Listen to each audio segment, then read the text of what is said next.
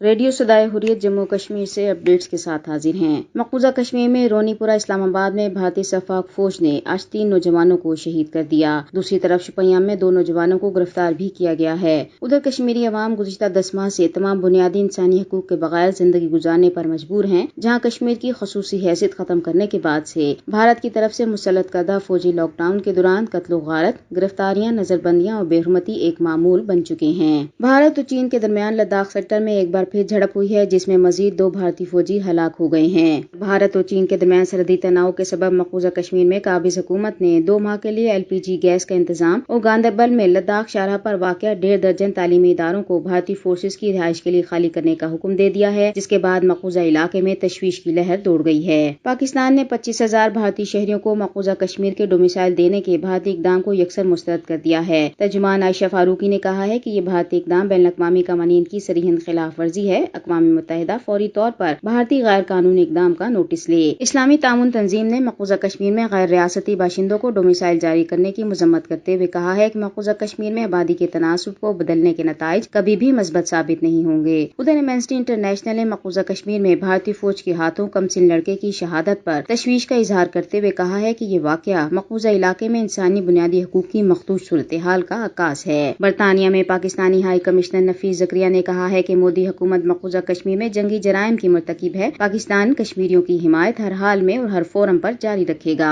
Updates ختم ہوئے۔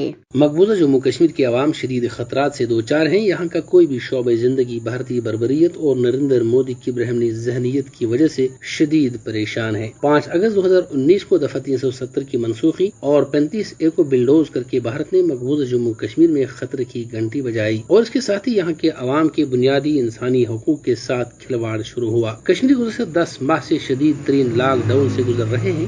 اتنا ہی نہیں بلکہ اس لاک ڈاؤن کی آڑ میں یہاں روزانہ درجنوں تلاشی کارروائیاں کی جا رہی ہیں، جن کے نتیجے میں کشمیریوں کے گھروں سے قیمتی اشیاء کی چوری اور شدید توڑ پھوڑ کر کے زیر و زبر کیا جاتا ہے۔ گھر والوں کو خوف زدہ کر کے وہ سب کچھ کیا جاتا ہے جو بھارتی فورسز کے من میں آتا ہے۔ کوئی کشمیری بھارتی فورس کے سامنے زبان کھولنے کی غلطی کرتا ہے تو اسے سنگین حالات سے گزرنا پڑتا ہے۔ خواتین کے ساتھ دست درازی اور نوجوانوں کو خاص ہدف بنایا جاتا ہے۔ یہ وہ چانکیائی اور برہمنی حربے ہیں جن کے ذریعے سے بھارت کشمیریوں کو تحریک آزادی سے منحرف کرنا چاہتا ہے، لیکن این خیال است و محال است و جنون کی مصداق ہے کہ بھارت آج تک کشمیریوں کو کسی صورت میں تحریک آزادی سے دور کر سکا اور نہ مستقبل میں بھارت ایسا کرنے میں کامیاب ہو سکتا ہے۔ اس لیے کہ یہ تحریک کشمیریوں کے دل و دماغ میں رچی بسی ہوئی تحریک ہے، اسے کسی صورت کشمیریوں کے سینوں سے نکالا نہیں جا سکتا۔